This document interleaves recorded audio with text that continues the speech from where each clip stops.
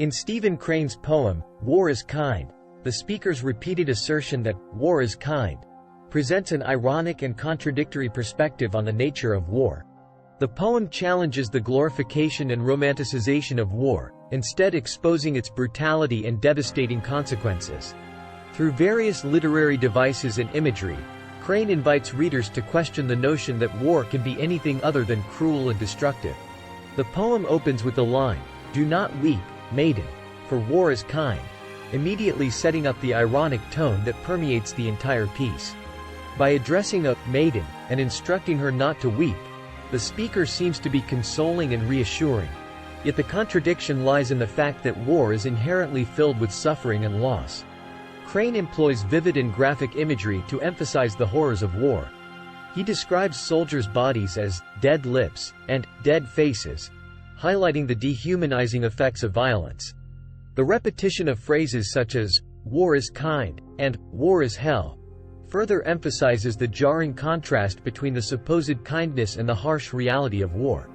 Additionally, the poem explores the themes of disillusionment and the cyclical nature of violence. The line, "bitterness of burning, the cold of dying," juxtaposes extreme agony with a bleak and unfeeling world.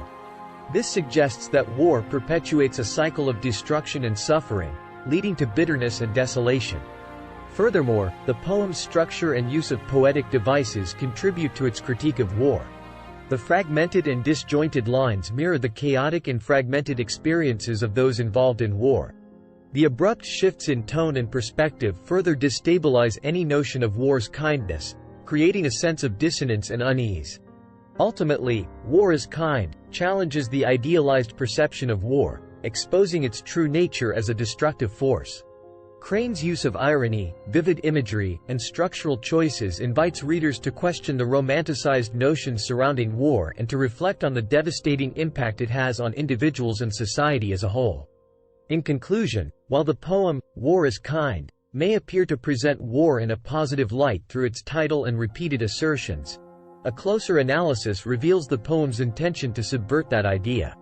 Crane employs irony, vivid imagery, and a fragmented structure to convey the true brutality and destructive nature of war, challenging the notion that war can ever be considered kind.